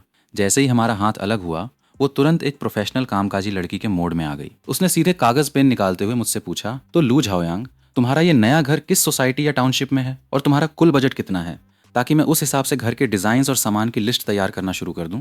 उसकी बात सुनकर मैं हंस पड़ा और कहा, वो किसी बड़ी सोसाइटी या अपार्टमेंट में नहीं है। वो एक स्वतंत्र पुराना पारंपरिक घर आंगन वाला छोटा विला है जो न्यू हुआ रोड शिन्हुआ रोड पर स्थित है। ये सुनते ही चेन बिन के चेहरे पर गहरी हैरानी आ गई। एक पुराना आंगन वाला घर? क्या तुमने उसे अभी हाल ही में खरीदा है? मैं उसके मन की उलझन को साफ समझ पा रहा था। आज के समय का कोई भी नौजवान लड़का शहर के फ्लैट छोड़कर भला उस पुराने इलाके में जमीन वाला घर क्यों खरीदेगा, ये बात किसी के गले नहीं उतर सकती थी। उसकी नजरों में मेरे लिए इतने सारे सवाल थे जैसे मैं कोई रहस्यमयी पहेली हूँ। आखिर जो इंसान अभी अभी 10,000 युआन का गद्दे इतनी आसानी से खरीद रहा है, वो भला 2-3 लाख की कीमत वाले उस पुराने से इलाके के घर में क्यों रहेगा? ये कॉम्बिनेशन किसी की समझ से बाहर था, लेकिन उसने मर्यादा बनाए रखी और मुझसे ज्यादा सवाल नहीं पूछे। मैंने मुस्कुराते हुए कहा, हाँ बिल्कुल सही। रही बात बजट की, तो मुझे इस काम का कोई अंदाजा नहीं है। ऐसा करते हैं, जब भी तुम्हें समय मिले हम सीधे उसी घर पर चलते हैं और वहीं मौके पर बैठकर आराम से सारी बातें तय कर लेंगे। मुझे उम्मीद नहीं थी कि वो इतनी जल्दी तैयार हो जाएगी। उसने तुरंत जवाब दिया, ठीक है, तो क्या हम इस आने वाले वीकेंड शनिवार या रविवार को चलें? मैं सुबह की शिफ्ट में ही वहां पहुंच सकती हूँ। मैंने बहुत ही खुशी खुशी हामी भरते हुए कहा, चलो तो फिर यही तय रहा। इस तरह हमारी मुलाकात बहुत ही अच्छे मोड़ पर खत्म हुई। इसके बाद मैं अपनी चमचमाती सिल्वर कलर की कार टेस्ला में बैठा और चेन्साइजो फर्नीचर मार्केट के मुख्य दरवाजे से बाहर निकलते हुए सड़क पर आगे बढ़ गया। दोपहर को ही गद्दे की डिलीवरी मेरे नए घर पर आ गई। मैंने जैसे ही उसे जमीन पर बिछाया, उसका आराम देखकर मेरा दिल खुश हो गया। अब शाम के करीब 6 बज चुके थे और मैं अपने बचपन के दोस्त वेईकाई से मिलने के लिए हमारी पुरानी तयशुदा जगह पर पहुंच गया। दूर से ही मैंने देखा कि वो अपनी छोटी स्कूटी पर बैठा मेरा इंतजार कर रहा था। पास पहुंचते ही मैं अपनी हंसी नहीं रोक पाया और बोला, तू तो पहले से भी ज्यादा मोटा हो गया है, आते ही शुरू हो गया। तू ये बता कि कब आया और मुझे पहले क्यों नहीं बताया? मैंने कहा, बस 2 दिन पहले ही आया था और घर पर था। आज सबसे पहले तुझे ही फोन किया है। ध्यान से देखने पर वो सचमुच पहले से काफी भारी लग रहा था। हम दोनों हमेशा की तरह अपनी पसंदीदा दुकान के अंदर गए और कुछ बढ़िया डिशेज ऑर्डर की। वैसे तू इस समय अचानक वापस कैसे आ गया? तुम जैसे बड़े शहर के कॉर्पोरेट बाबुओं की तो अभी छुट्टियां भी नहीं हुई हैं। कितने दिन की छुट्टी लेकर आया है? अब मैं वापस बड़े शहर नहीं जा रहा हूँ। ये सुनते ही वेईकाई हैरान रह गया। उसका मुंह खुला का खुला रह गया। क्या मतलब, वापस नहीं जा रहा? क्या यहीं रहने का मन बना लिया है? मैंने ग्लास उठाकर उसकी तरफ मुस्कुराते हुए देखा तो वो खुशी से उछल पड़ा। सच कह रहा है ना? देख भाई, मजाक मत करना। मैंने कहा, मजाक क्यों करूंगा? बड़े शहर की भाग दौड़ से थक चुका हूँ। अब यहीं अपनी जड़ों के पास सुकून से रहूंगा। ये हुई ना बात? बड़े शहर में गधों की तरह खटने से लाख गुना बेहतर है अपने वतन की शांति। ते हुए उसने उत्सुकता से पूछा, तो आगे का क्या प्लान है? मैंने मुस्कुराते हुए कहा, अभी तो कुछ दिन सिर्फ आराम करूंगा। उसके बाद या तो कोई छोटी मोटी नौकरी देख लूंगा या फिर तेरी तरह अपनी कोई छोटी सी दुकान खोल लूंगा। तू बता कैसा रहेगा? मेरी बात सुनकर वो और भी एक्साइटेड हो गया। अरे भाई, दुकान खोलने का आइडिया सबसे बेस्ट है। तू मेरी बात मान, अपना कोई काम शुरू कर। नौकरी से तो लाख गुना बेहतर रहेगा। हमारी ये महफिल करीब 2 घंटे तक चली। तभी वेईकाई ने रहस्यमयी तरीके से मुस्कुराते हुए मेरे पेट की तरफ देखा और कहा, क्यों भाई, अंदर थोड़ी और जगह बची है या पेट भर गया? मैंने हंसकर कहा, बिल्कुल जगह है, अभी और चल सकती है। उसने अपनी जांघ पर हाथ मारा और बोला, बस मुझे इसी जवाब का इंतजार था, चल फिर। उसने कहा कि अब हम अपनी जगह बदल रहे हैं। मैं थोड़ा उलझ गया क्योंकि आमतौर पर हम खाने पीने के बाद पैरों की मालिश फुट मसाज कराने जाते थे, लेकिन उसकी अगली बात ने मुझे चौंका दिया। वो बोला, भाई इस साल हमारे यहाँ एक नए भाई ने कबाब और बारबेक्यू का स्टॉल लगाया है। उसका स्वाद इतना लाजवाब है कि तुझे बड़े शहरों में भी वैसा टेस्ट नहीं मिलेगा। अभी 8 बज रहे हैं, उसके दुकान लगाने का यही समय है। वो अंदर इस बड़े प्लान की तैयारी कर रहा था। मैंने हंसते हुए पूछा, ऐसा क्या स्वाद है जो तू इतना दीवाना हो रहा है? और ये कैसा अजीब स्टॉल है जो रात को 8 बजे खुलता है? वेई काई ने बिना कुछ बोले तुरंत फोन निकाला और बिल पे कर दिया। दोस्तों के बीच बिल के लिए खींचतान करना रिश्ते में दूरी लाता है, इसलिए मैं चुप रहा। जब हम वहां पहुंचे तो मैंने देखा कि वो स्टॉल उस पुराने शहर के इलाके में था जो मेरे अभी अभी खरीदे गए नए आशियाने से बहुत ज्यादा दूर नहीं था। अभी हम पूरी तरह पास पहुंचे भी नहीं थे कि मसालों और भुनते हुए कबाबों की तीखी लाजवाब खुशबू ने सीधे हमारी नाक में सेंध लगा दी। वो पूरी तरह से एक सड़क किनारे लगने वाला खुला स्टॉल था, जहां कोयले की अंगीठी से गाढ़ा धुआं निकल रहा था और बगल के बड़े चूल्हे पर कड़ाही में कुछ पक रहा था। मैंने उत्सुकता से पूछा, यहाँ भीड़ तो काफी अच्छी है, लेकिन ये भाई इतनी देर से रात को 8 बजे दुकान क्यों लगाता है? वेई काई ने फुसफुसाते हुए समझाया, अगर जल्दी लगाएगा तो नगर निगम वाले दुकान नहीं लगाने देंगे। ये स्टॉल रात 8 बजे से शुरू होकर तड़के सुबह 2 बजे तक लगातार चलता है। बैठने के बाद वेई काई ने अपनी पसंद के कबाब ऑर्डर किए और मेरी तरफ आंख मारकर चुटकी ली। क्यों भाई, 2 प्लेट खास कबाब मंगा दूं? शरीर में थोड़ी ताकत आ जाएगी। मैंने हंसते हुए उसे डांटा, मेरा शरीर बिल्कुल फिट और तंदुरुस्त है, मुझे किसी एक्स्ट्रा ताकत की जरूरत नहीं है। ताकत की जरूरत तुझे है, अपना पेट देख। उसने हंसते हुए कहा, तू बस एक बार खाकर देख, ये यहाँ की सबसे मशहूर डिश है। जैसे ही कबाब हमारे सामने आए और मैंने पहला टुकड़ा मुंह में रखा, मेरी आंखें खुली की खुली रह गईं।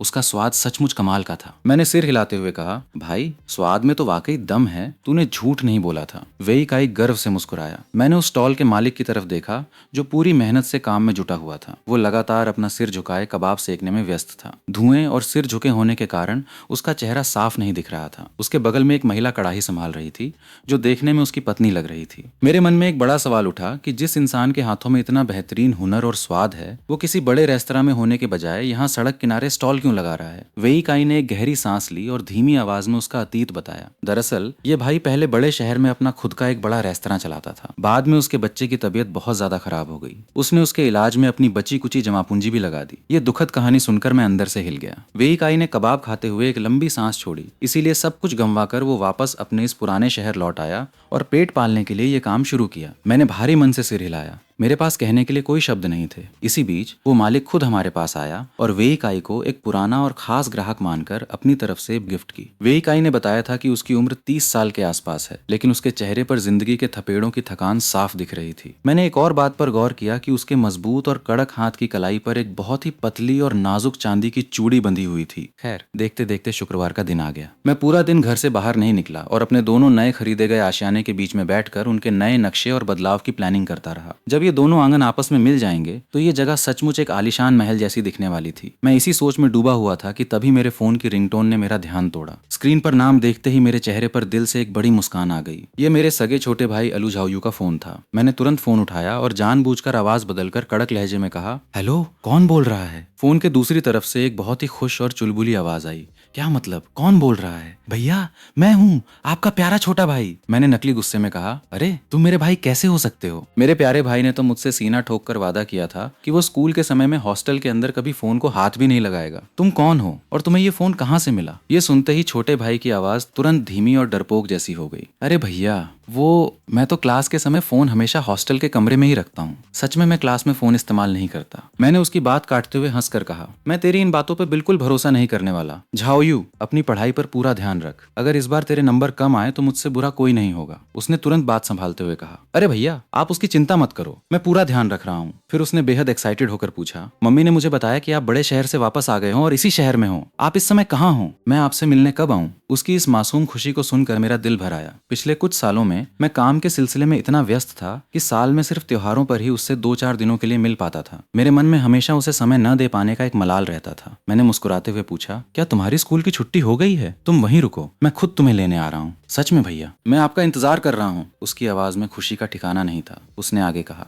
मम्मी कह रही थी कि आपने एक नई शानदार कार खरीदी है, आप उसी कार से मुझे लेने आना ना। मैंने हंसते हुए हाँ कहा। तुरंत अपने कपड़े बदले, कार की चाबी उठाई और सीधे अपनी पुरानी यादों से जुड़े यूंझाओ काउंटी नंबर 1 हाई स्कूल की तरफ निकल पड़ा। ये वही स्कूल था जहां से मैंने खुद अपनी पढ़ाई पूरी की थी। लेकिन मुझे क्या पता था कि जब भी स्कूलों में एक साथ छुट्टी होती है तो स्कूल के गेट के सामने की सड़क पर इतना भयानक जाम लग जाता है कि पैदल चलना भी मुश्किल हो जाए। कारें, बसें बसें और ऑटो सब एक जगह ऐसे फंस चुके थे कि ट्रैफिक पुलिस के होने के बाद भी कोई गाड़ी 1 इंच आगे नहीं बढ़ पा रही थी। कोई और रास्ता न देखकर मैंने अपनी कार को थोड़ी दूर पहले ही किनारे लगा दिया और अपने छोटे भाई को फोन करके अपनी लोकेशन बता दी। कुछ ही मिनटों में मैंने देखा कि लू झाओयू पागलों की तरह दौड़ता हुआ मेरी तरफ आ रहा था। भाई साहब, कुछ महीनों के बाद इसे देख रहा था और ऐसा लग रहा था कि इसकी लंबाई और बढ़ गई है। अब तो वो मेरे 1 मीटर 80 सेंटीमीटर के कद को भी पीछे छोड़ने की तैयारी में था। लेकिन जैसे ही वो कार के बिल्कुल पास पहुंचा, अचानक अपने दोनों हाथों से अपना सिर पकड़कर कुछ दूरी पर ही रुक गया। उसका मुंह हैरानी के मारे इतना बड़ा खुला था कि मानो कोई अंडा समा जाए। वो चिल्लाया, बहुत तेरी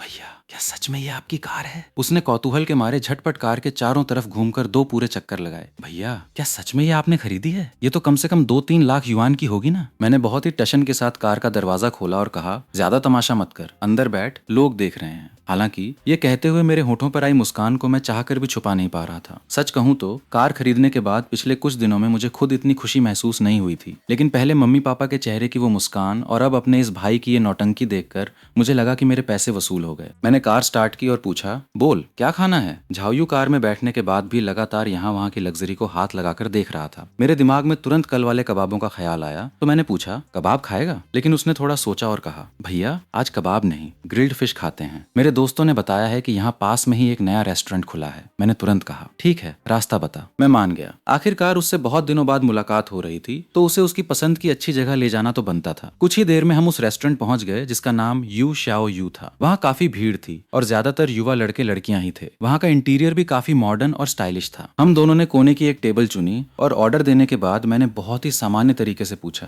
हाँ भाई, आजकल पढ़ाई कैसी चल रही है? नंबर कैसे आ रहे हैं? उसने गर्व से अपना हाथ आगे बढ़ाया और मुस्कुराते हुए बोला, बिल्कुल पक्का, टॉप 5 में चल रहा हूँ। मैंने तसल्ली से सिर हिलाया। इस स्कोर के हिसाब से उसका एक अच्छे कॉलेज में एडमिशन पक्का था। मैंने उसका हौसला बढ़ाते हुए कहा, अभी तुम 11वीं में हो, थोड़ी और मेहनत करो ताकि सीधे देश के टॉप यूनिवर्सिटी में रैंक लगा सको। ये सुनते ही उसने तुरंत अपना सिर नीचे झुका लिया और दबी आवाज में बोला, भैया हम दोनों सगे भाई हैं ना, जरा याद करो, उस समय आपका खुद का भी तो एडमिशन वहां नहीं हो पाया था। उसकी ये बात सुनते ही मेरी हंसी छूट गई कि मेरे पास पलटकर बोलने के लिए कोई शब्द ही नहीं बचा। तभी मुझे एहसास हुआ कि मैं भी अनजाने में बिल्कुल वैसा ही बड़ा और उबाऊ इंसान बनता जा रहा हूँ जिससे मैं खुद कभी नफरत करता था, जो हर वक्त दूसरों को बस मेहनत करने का ज्ञान देते रहते हैं। मैंने उसकी तरफ देखा और अपना सबसे बड़ा दांव चलते हुए कहा, सुन, अगर तूने सच में अच्छे से पढ़ाई की और बोर्ड एग्जाम में शानदार नंबर लाया तो तेरे कॉलेज खत्म होते ही मैं तुझे बिल्कुल ऐसी ही एक शानदार कार गिफ्ट करूंगा। ये सुनते ही वो लगभग चिल्ला पड़ा, क्या सच कह रहे हो भैया? I love you. वो तुरंत अपनी सीट से उठा और आकर मुझसे लिपट गया। मैं मन ही मन मुस्कुराया। सचमुच बच्चों को डांटने से ज्यादा उन्हें ऐसा लालच या प्रोत्साहन देना काम आता है। लेकिन जैसे ही झाओयू वापस अपनी कुर्सी पर बैठा, उसके चेहरे के भाव अचानक बहुत गंभीर हो गए। वो मेरी आंखों में देखते हुए बोला, भैया आप पहले से काफी बदल गए हो। मैंने उसे पानी का ग्लास दिया, लेकिन उसके इस सवाल ने मेरे दिल में एक हलचल पैदा कर दी। मैंने पूछा, तुम्हें ऐसा क्यों लग रहा है? मैं कहाँ से बदला हुआ दिख रहा हूँ? उसने कहा, आपका अंदाज बदल गया है। ऐसा लग रहा है जैसे आप पहले से ज्यादा खुश रहने लगे हों। आपकी शख्सियत में एक गहराई आ गई है और थोड़ा सा कड़कपन भी आ गया है। मैं जोर से हंस पड़ा और कहा, ज्यादा मक्खन मत लगा। लेकिन उसने तुरंत अपना हाथ उठाकर कसम खाते हुए कहा, सच्ची भैया, मैं कोई मक्खन नहीं लगा रहा। आप पहले से बहुत ज्यादा हैंडसम और कूल लगने लगे हों। वैसे भैया, आपने मुझे अभी तक बताया नहीं, क्या सच में आपकी कोई बहुत बड़ी लॉटरी लग गई है? मेरा अमीर बाप का बेटा बनने का सपना तो पूरा नहीं हो पाया, लेकिन क्या अब आप मुझे एक अमीर भाई का भाई बनाओगे? मैंने हंसते हुए कहा, तुम्हारी पीढ़ी तो निकल गई, लेकिन हम अपनी मेहनत से एक बहुत ही शानदार भविष्य बनाएंगे, समझे? अब मैं उसे ये तो नहीं बता सकता था कि ये सब लॉटरी का कमाल है। उस पूरी दोपहर मुझे उस मछली का स्वाद कैसा था कुछ याद नहीं रहा, लेकिन अपने छोटे भाई को मजे से खाते हुए देखना ही मेरे लिए इस पूरे बिल की असली कीमत थी। खाना खत्म होने के बाद मैं पेमेंट करने के लिए काउंटर की तरफ बढ़ा। तभी अचानक झाओयू भी पीछे से दौड़ता हुआ आया और अपना सिर काउंटर के पास ले जाकर कैशियर से बोला, सुनिए, वो जो खिड़की के पास पीछे से दूसरी टेबल है ना, क्या उनका बिल हो गया? उनका बिल भी इसी में जोड़ लीजिए, हम एक साथ पेमेंट करेंगे। मैंने तुरंत घूमकर उसकी तरफ देखा। वो बहुत ज्यादा एक्साइटेड लग रहा था। मैंने अनजाने में उस टेबल की तरफ नजर दौड़ाई। वहां 2 लड़कियां बैठी थीं। एक के बाल छोटे थे और दूसरी के बाल काफी लंबे थे। दोनों की पीठ हमारी तरफ थी। मेरी भौहें तन गईं। मैं सोचने लगा कि कहीं इस लड़के का कोई चक्कर तो नहीं चल रहा। मैंने उसकी तरफ घूर कर देखा, लेकिन झाओयू ने जोर जोर से अपना सिर हिलाकर मना कर दिया। मुझे समझ नहीं आ रहा था कि ये लड़का अंदर ही अंदर क्या खिचड़ी पका रहा है। खैर, मैंने सोचा कि चलो कोई बात नहीं, एक वक्त के खाने का ही तो बिल है। मेरे दिमाग में चल रहा था कि शायद इसकी कोई छोटी मोटी गर्लफ्रेंड होगी, लेकिन फिर लगा कि ये लड़का इतना भी हिम्मत वाला नहीं है कि मेरे सामने इतनी बड़ी हिमाकत करे। मैंने कैशियर से कहा, दोनों का बिल एक साथ कर दीजिए। जैसे ही मैंने पेमेंट पूरी की, तब जाकर झाओयू के पेट का पानी पचा और उसने असली बात बताई। उसने धीरे से कहा, भैया वो जो लंबी लड़कियों वाली टेबल है ना, वो मेरी क्लास टीचर हैं। मैंने अपने फोन पे आए 269 युआन के बिल के मैसेज को देखा और हंसते हुए उसकी चुटकी ली। अच्छा, तो तू अपनी टीचर पे रौब जमाने के लिए मेरे पैसों का इस्तेमाल कर रहा है? वो तुरंत घबरा कर बोला, नहीं भैया, ऐसा बिल्कुल नहीं है, चलिए ना एक बार चलकर उनसे नमस्ते कर लेते हैं। उसकी आवाज में एक अजीब सी उत्सुकता और उम्मीद छिपी हुई थी। मैंने तुरंत मना कर दिया, तू जा,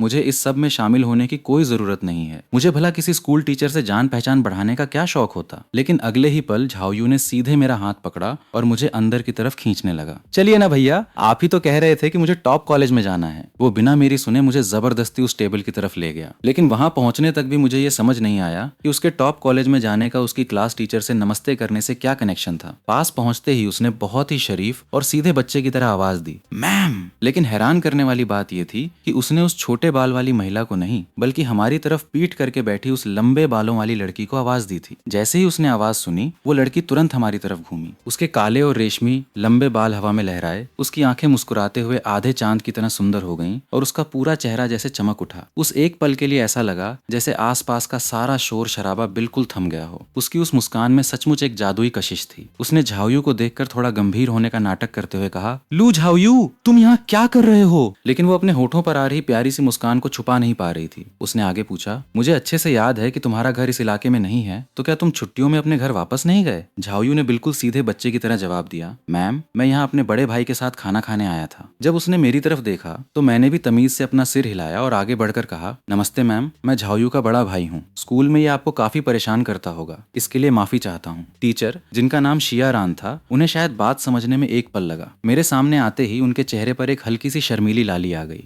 लेकिन तभी झाओयू ने अपनी तरफ से एक और बम फोड़ दिया। वो बोला, मैम, मेरा और भैया का खाना हो गया था। जब मैंने देखा कि आप भी यहीं हैं, तो मैंने भैया से कहकर आपकी टेबल का बिल भी हमारे साथ ही पे करवा दिया है। ये सुनते ही शियारान तुरंत असहज हो गई और अपना फोन निकालते हुए बोली, अरे नहीं, ऐसा कैसे हो सकता है? तुम्हारा कितना बिल हुआ मुझे बताओ, मैं तुम्हें अभी पैसे ट्रांसफर कर देती हूँ। मैं भला अपने ही स्टूडेंट से पैसे कैसे ले सकती हूँ? झाओयू ने बात सुधारी, मैम, पैसे मैंने नहीं, मेरे भैया ने दिए हैं। शियारान ने कहा, फिर तो ये बिल्कुल भी सही नहीं है। लू झाओयू, तुम तुरंत मुझे अपने भैया का नंबर दो, मैं उन्हें पैसे भेज देती हूँ। शियारान का अंदाज बहुत ही कड़ा और ईमानदार था। लेकिन तभी झाओयू ने बहुत ही मासूमियत से अपने दोनों हाथ हवा में फैलाए और बोला, लेकिन मैम, आपको तो पता ही है कि हॉस्टल के नियमों के मुताबिक हमें स्कूल में फोन रखना बिल्कुल मना है। तो मेरे पास तो कोई डिजिटल वॉलेट या नंबर है ही नहीं। उसकी ये बात सुनकर मैंने मन ही मन उसकी पीठ की तरफ देखा। अभी 2 मिनट पहले तक टेबल पे बैठकर छुप कर किसी को मैसेज टाइप कर रहा था। अब जाकर मुझे समझ आया कि इस शातिर लड़के के दिमाग में क्या खुराफात चल रही थी। उसने बहुत ही चालाकी से शियारान की तरफ देखा और मुस्कुराते हुए बोला, मैम, अगर आपको पैसे ट्रांसफर करने की इतनी ही जिद है तो फिर आप एक काम कीजिए, आप सीधे मेरे भैया का नंबर ले लीजिए और उन्हें ही ट्रांसफर कर दीजिए। शियारान ने सिर हिलाया, ठीक है। मुझे मन ही मन थोड़ा मजा आ रहा था कि ये शिया मैम सचमुच कितनी मासूम और नियमों की पक्की हैं। लेकिन इससे पहले कि मैं कुछ समझ पाता, लू झाओयू ने झटके से मेरे हाथ से फोन छीन लिया। शियारान ने तुरंत QR कोड स्कैन किया, लेकिन जैसे ही स्क्रीन पर फ्रेंड रिक्वेस्ट भेजने का ऑप्शन आया, वो एक पल के लिए ठिठक गई। मगर मेरे भाई ने तो उन्हें सोचने का मौका ही नहीं दिया।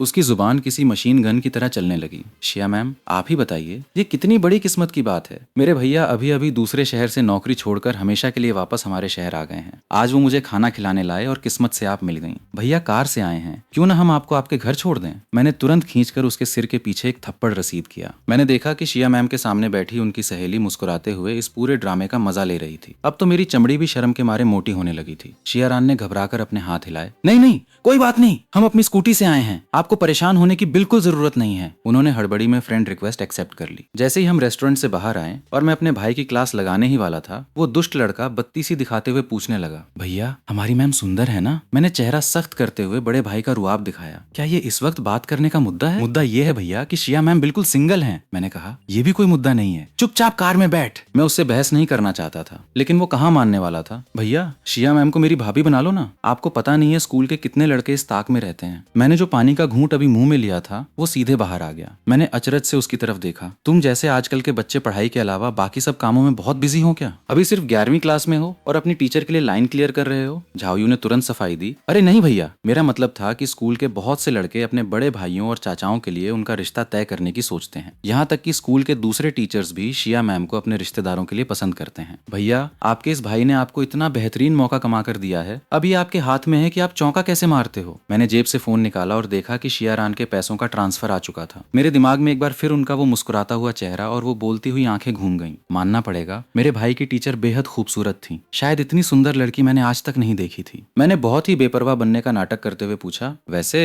तुम्हारी मैम का पूरा नाम क्या है? खैर, बातें करते हुए जब हम मेरे नए खरीदे गए आंगन वाले घर पहुंचे तो लू झाओयू की हवाइयां उड़ गईं। शुरुआत में तो वो बहुत एक्साइटेड होकर यहाँ वहां देख रहा था, लेकिन जैसे ही उसने कमरों को अंदर से पूरी तरह खाली पाया, वो भौंचक्का रह गया। भैया, मुझे ये मत कहना कि आप इस खंडहर जैसी जगह पे रह रहे हो। मैंने उसके कंधे पर हाथ रखा और हंसते हुए उसकी बात सुधारी। थोड़ा सुधार कर लो भाई, हम दोनों अब से इसी जगह पे रहने वाले हैं। उसने दौड़कर सारे कमरे देख डाले। जब उसने देखा कि एक कमरे के फर्श पर सिर्फ एक अकेला गद्दार बिछा हुआ है तो उसे अपनी आंखों पर यकीन नहीं हुआ। भैया, अगर इस हालत में मम्मी ने आपको देख लिया ना तो वो छाती पीट पीट कर रोने लगेंगी। मैं जोर से हंस पड़ा। मुझे सचमुच इस सादगी में कोई कमी नहीं लग रही थी। कुछ दिनों की ही तो बात थी। तभी लू झाओयू ने अचानक अपनी आवाज धीमी की और बिल्कुल जासूसों वाले अंदाज में फुसफुसाया, भैया, मैं आपका सगा भाई हूँ और मैं किसी को नहीं बताऊंगा। सच सच बताओ, बाहर जो कार खड़ी है वो आप कहीं से चुरा कर तो नहीं लाए हो ना? उसकी इस जबरदस्त कल्पनाशीलता को सुनकर मेरा सिर चकरा गया। मैं उसे डांटने ही वाला था कि बाहर से किसी गाड़ी की आवाज आई। मैंने आंगन की तरफ कदम बढ़ाए। दरअसल मैंने फर्नीचर शोरूम वाले चेन बिन को पहले ही मैसेज कर दिया था कि वो एक और वैसा ही आलीशान गद्दे का ऑर्डर भेज दे। इसके लिए मैंने उसे 100 युआन का एक्स्ट्रा डिलीवरी चार्ज भी दिया था ताकि सामान इसी वक्त पहुंच जाए। इस बार भी वही पुराना डिलीवरी वाला भाई आया था। मैंने हाथ बंटाकर गद्दे को नीचे उतरवाया। मैंने उस नए गद्दे को दूसरे कमरे के फर्श पर बिछाया और अपने भाई से कहा, लो, ये तुम्हारा बेडरूम है, जरा इस पर सोकर चेक करो कि ये कैसा है। मैंने कल रात इस पर नींद ली थी और ये काफी आरामदायक है। हालांकि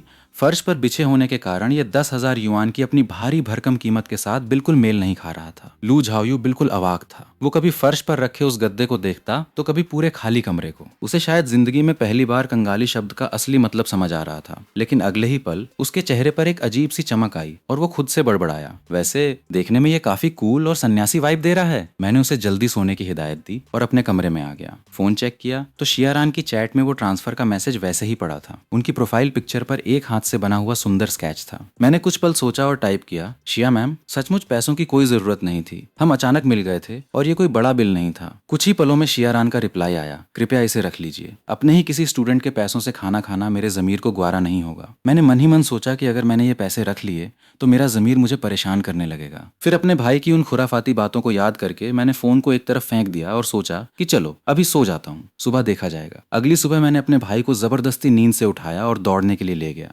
बाहर निकलते ही जब लू झाओयू की नजर हमारे आंगन से ठीक सटे हुए उस सुंदर और शांत तालाब पर पड़ी तो वो खुशी से चिल्ला उठा, भैया, ये तो बिल्कुल जन्नत जैसी जगह है। मैं चुप रहा, लेकिन मन ही मन सोच रहा था कि जब इसकी पूरी मरम्मत हो जाएगी तब देखना ये असली जन्नत लगेगी। शायद मेरी नई कार को देखने के बाद उसके अंदर भी पढ़ाई का जोश आ गया था। सुबह का नाश्ता खत्म करते ही वो आंगन के एक कोने में बैठकर अपनी किताबें याद करने लगा, जिसे देखकर मुझे काफी सुकून मिला। सुबह के 8 बजे के करीब चेन बिन का मैसेज आया कि वो बस कुछ ही देर में पहुंचने वाली है। मैं खुद बाहर मुख्य सड़क पर उसका इंतजार करने आ गया, क्योंकि इस पुराने इलाके की गलियां इतनी उलझी हुई थीं कि कोई नया इंसान आसानी से रास्ता भटक सकता था। करीब 10 मिनट बाद चेन बिन की कार आती हुई दिखाई दी। गाड़ी पार्क कराने में मैंने उसकी मदद की। कार से नीचे उतरते ही चेन बिन ने राहत की सांस ली। ये जगह सचमुच ढूंढना काफी मुश्किल है। जो यहाँ का पुराना रहने वाला न हो वो तो रास्ता भूल ही जाए। मैंने मुस्कुराकर उसका स्वागत किया। उसने आसपास देखते हुए तारीफ की, लेकिन यहाँ का माहौल वाकई लाजवाब है। शहर की भीड़ भाड़ के बीच में इतनी शांति मिलना बहुत बड़ी बात है। मैंने दरवाजा खोलते हुए कहा, आइए चेन डिजाइनर, अंदर चलिए। जैसे ही उसने आंगन में कदम रखा उसकी आंखें चमक उठी। वाह, ये आंगन तो बहुत ही खूबसूरत है। उसने मुड़कर मेरी तरफ देखा। उसकी नजरों को देखकर ऐसा लगा जैसे वो अब समझ गई थी कि मैंने इस पुराने इलाके में ये जमीन क्यों खरीदी थी। मेरी शख्सियत में जो एक ठहराव और शांति थी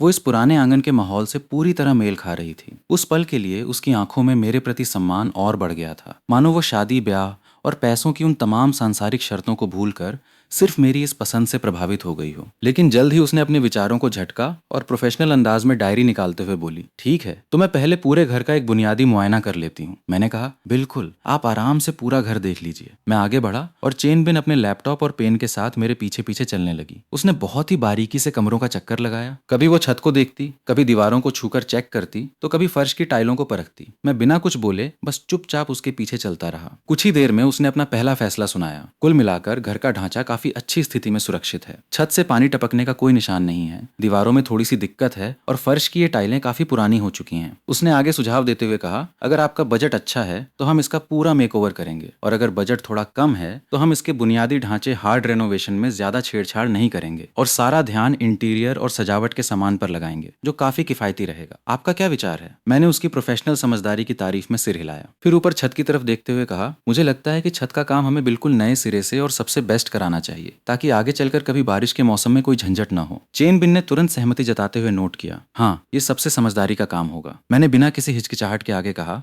दीवारों पर दोबारा से बेहतरीन पेंट होना चाहिए और फर्श की इन पुरानी टाइलों को उखाड़कर पूरी तरह बदल दिया जाए। मैंने इन सब चीजों का बजट पहले से तय कर रखा है। हमारे पास पैसों की कोई कमी नहीं है, इसलिए जो भी मटेरियल लगेगा वो सबसे टॉप क्वालिटी का होना चाहिए। ठीक है, इसके आगे और क्या क्या करवाना है? चेन बिन ने अपनी डायरी और पेन निकालते हुए नोट करना शुरू किया। मैंने अपने हाथ फैलाए और मुस्कुराते हुए कहा, बस फिलहाल तो इसके आगे और कुछ नहीं है। मेरा ज्यादातर ध्यान इस खुले आंगन को संवारने पर है। कमरों के अंदर के लिए मेरे दिमाग में बस यही बुनियादी बातें थीं। बाकी जो बारीक टेक्निकल चीजें हैं उनकी मुझे कोई समझ नहीं है, तो वो सब अब आप जैसे बड़े डिजाइनर के भरोसे ही हैं। हाँ, लेकिन कमरों का इस्तेमाल किस तरह करना है उसे लेकर मेरे कुछ प्लान्स हैं, तो नक्शा बनाते वक्त आप उस पर थोड़ा ध्यान दीजिएगा। जब मैंने उसे बड़ा डिजाइनर कहकर पुकारा तो चेन बिन के दिल में अजीब सी हलचल हुई। ये नाम सीधे चेन बिन बुलाने से थोड़ा ज्यादा अपनापन लिए हुए था, लेकिन साथ ही इसमें एक प्रोफेशनल दूरी भी थी। उसे ऐसा लगा जैसे उसके दिल का कोई तार छूकर निकल गया हो, लेकिन वो चाहकर भी उस एहसास को पकड़ नहीं पा रही थी। उसने संभलते हुए कहा, आप बिल्कुल बेफिक्र रहिए, ये तो मेरा काम ही है। चेन बिन ने हल्की सी मुस्कान के साथ कहा, क्यों ना पहले आप मुझे कमरों को लेकर अपने वो प्लान्स ही बता दें। मैंने सीधे शब्दों में समझाना शुरू किया, मेरा प्लान बहुत सिंपल है। मुझे एक लिविंग रूम, बैठक, किचन, डाइनिंग एरिया, एक स्टडी रूम, पढ़ाई का कमरा, बेडरूम और एक छोटा सा मनोरंजन या आराम करने का स्पेस चाहिए। मेरी बात पूरी होने से पहले ही उसने अपने हाथ का पेन हिलाते हुए मुझे बीच में ही टोक दिया, लेकिन लू झाओयांग, जितने कमरों की बात आप कर रहे हैं उस हिसाब से इस घर में इतनी जगह ही नहीं है। मैंने बहुत ही शांत और बेफिक्र होकर मुस्कुराया, आप चिंता मत कीजिए, जगह बिल्कुल कम नहीं पड़ेगी। चेन बिन ने अपनी भौहें सिकोड़ी।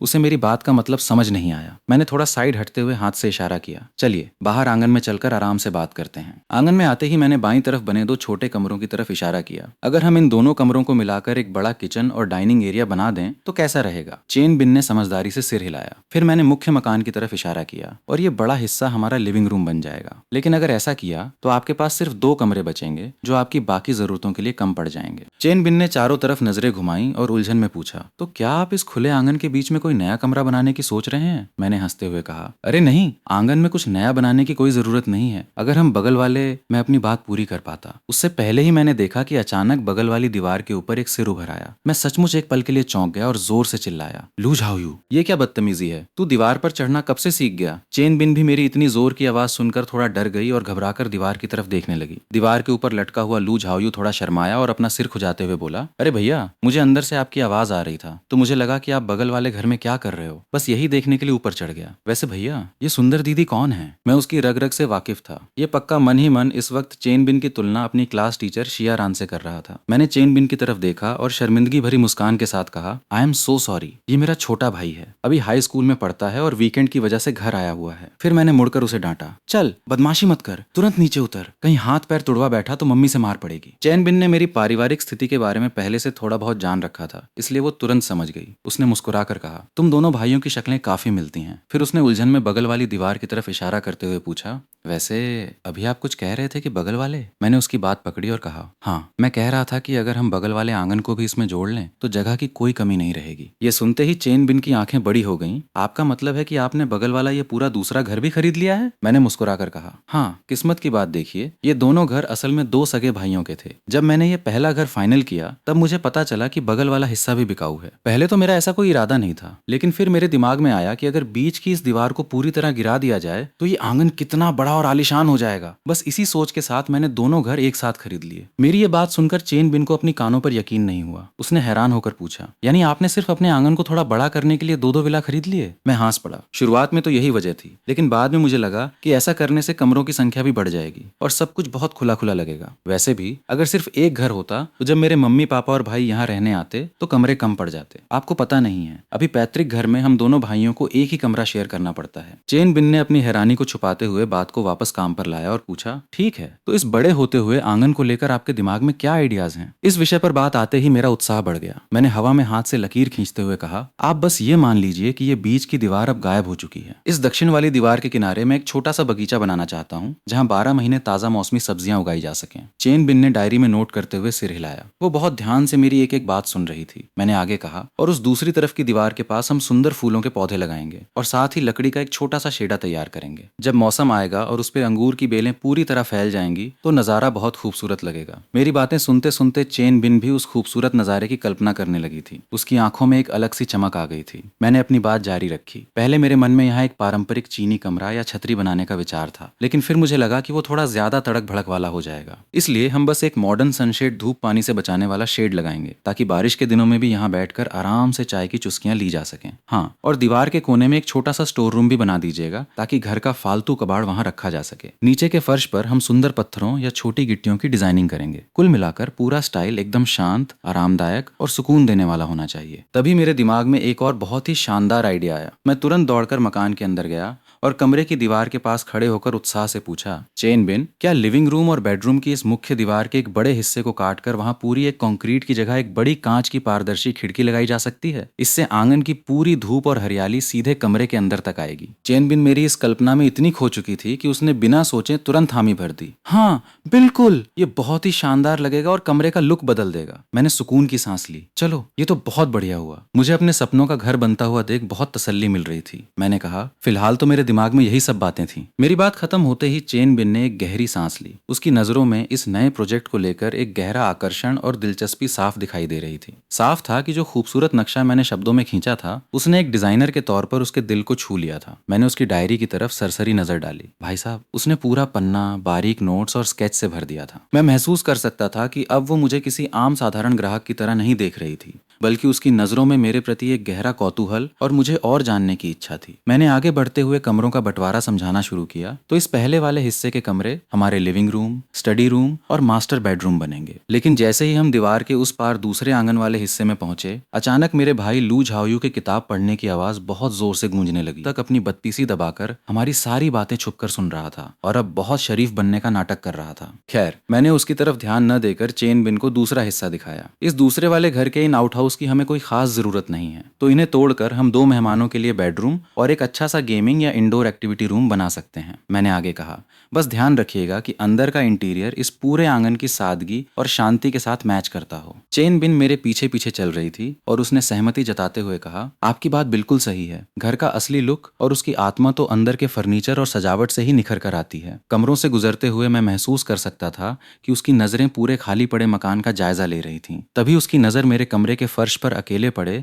उस 10,000 युआन के कीमती गद्दे पर जाकर टिक गई। मैं बिना उसके बोले ही समझ गया कि वो क्या सोच रही होगी। इतना आलीशान और महंगा गद्दे और इस तरह इस खाली कमरे के फर्श पर बिल्कुल अकेला और लावारिस सा पड़ा हुआ है। तभी मैं अचानक बहुत तेजी से पीछे घूमा और मुस्कुराते हुए उससे पूछा, वैसे इस दूसरे वाले घर के कमरों की साइज और हालत भी बिल्कुल पहले वाले घर जैसी ही है ना? दोनों में कोई बड़ा फर्क तो नहीं है? वो मेरे अचानक घूमने से थोड़ा सकपका गई। जैसे किसी पकड़े गए चोर की तरह उसने हड़बड़ी में अपनी नजरें गद्दे से हटाई और संभलते हुए बोली, हाँ बिल्कुल, दोनों का लेआउट लगभग एक जैसा ही है। अगले ही पल उसने अपनी हिचकिचाहट को दूर करने के लिए बैग से एक छोटा सा लेजर मेजरिंग टूल निकाला और बहुत ही प्रोफेशनल तरीके से दीवारों और फर्श की नाप जोख करने लगी। साथ ही उसने अपने फोन से कमरों के कई सारे फोटो भी क्लिक किए। जब हम दोनों पूरा मुआयना खत्म करके वापस पहले वाले मुख्य आंगन में आए तो चेन बिन ने एक बार फिर उस बड़े से खुले आशियाने को चारों तरफ से देखा। उसने अपनी डायरी बंद की, कुछ पल के लिए शांत रही और फिर बहुत ही गंभीर और व्यावहारिक नजरों से मेरी तरफ देखते हुए आखिरकार वो सबसे बड़ा और असली सवाल पूछ ही लिया, जिसका सामना हर बड़े प्रोजेक्ट में करना पड़ता है।